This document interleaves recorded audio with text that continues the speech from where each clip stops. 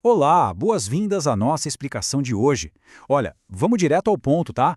O que a gente vai examinar aqui não é só uma daquelas teorias abstratas e difíceis de digerir, não. É um kit de ferramentas psicológicos super robusto e perfeito para os dias de hoje. A gente está falando do estoicismo e dessa força inexplicável do indiferente. Para começar, me diz uma coisa, ou melhor, vamos pensar juntos. Será que existe um grande objetivo pelo qual a gente vive? Ou a nossa condição humana padrão é só estar num estado constante de, digamos, viver mal? Porque, vamos combinar, o sofrimento emocional e aquela sensação de sermos jogados para lá e para cá pelas circunstâncias da vida, isso é universal. Todo mundo sente. E é bem aí, no meio desse furacão, que essa filosofia antiga joga uma baita de uma tábua de salvação para nós.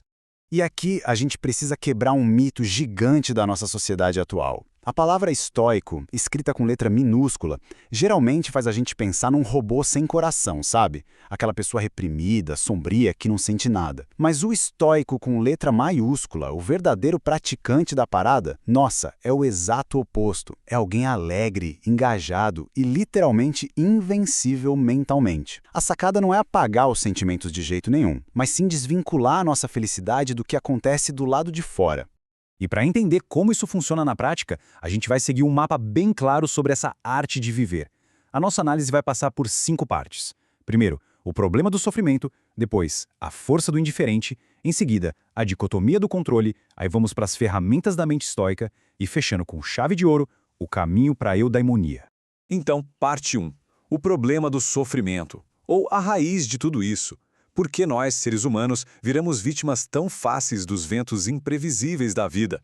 Bom, os estoicos perceberam logo cedo que, sem uma âncora filosófica bem forte, a nossa mente é tipo sequestrada por emoções irracionais, e isso causa uma miséria danada na nossa cabeça. E aí entra esse conceito de triângulo da felicidade, que é um modelo fantástico para resolver isso. Para a gente conseguir prosperar de verdade, o foco tem que estar 100% no que a gente consegue controlar. A gente precisa assumir a responsabilidade pelas nossas escolhas e viver com virtude. Fazendo isso, adivinha? A gente chega bem no centro desse modelo, a eudaimonia, que é basicamente o nosso florescimento contínuo como seres humanos. O que nos leva à parte 2. A força do indiferente, ou o verdadeiro poder da neutralidade. Para a gente conseguir desbloquear esse poder, é super importante entender de uma vez por todas o que esse termo coisas indiferentes realmente quer dizer na visão de mundo deles. No fundo, tudo se resume à forma como a gente categoriza a realidade. Os antigos dividiam o mundo num esquema bem rígido, tá? O que é o bom? Bom mesmo é só a virtude, a sabedoria, a justiça e a coragem. E o que é o ruim? É o vício, a injustiça, a covardia. E o resto? Saúde, saldo bancário, reputação, se vai chover hoje ou não, tudo isso cai na caixinha do indiferente. É sério, o verdadeiro poder nasce exatamente quando a gente saca que só as nossas próprias ações têm um peso moral de verdade. O resto é completamente neutro. Mas calma lá, sejamos muito claros. Ninguém está falando que a gente tem que procurar a miséria e o sofrimento. A filosofia traz um conceito genial que é o dos indiferentes preferidos. É óbvio que é natural preferir ter saúde em vez de estar doente, né? Ou ter dinheiro em vez de viver na pobreza. A força inabalável está em buscar essas opções externas melhores, sim, mas de um jeito completamente desapegado dos resultados, sabendo que no fim do dia não são eles que definem uma vida boa. Entramos então na seção 3, a dicotomia do controle. Olha, esse é o verdadeiro motor central que faz toda essa mentalidade invencível do estoicismo funcionar.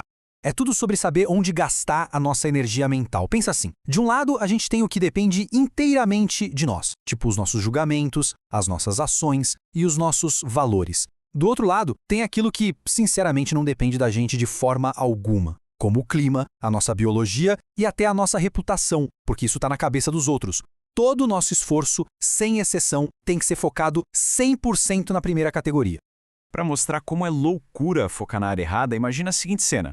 É como se a gente segurasse um boneco voodoo de nós mesmos e, do nada, simplesmente jogasse ele pela janela no meio de uma rua movimentada.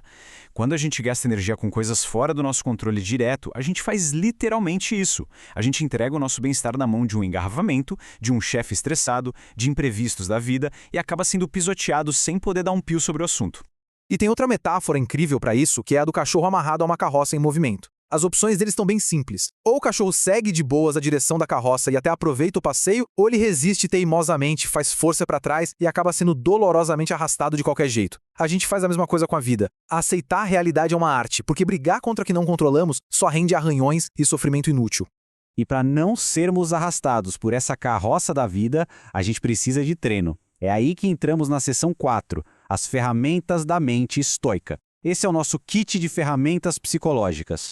E olha, isso aqui é um verdadeiro treinamento de resiliência. Pega a visualização negativa, por exemplo. É você prever, de propósito, os piores cenários possíveis enquanto está tudo bem.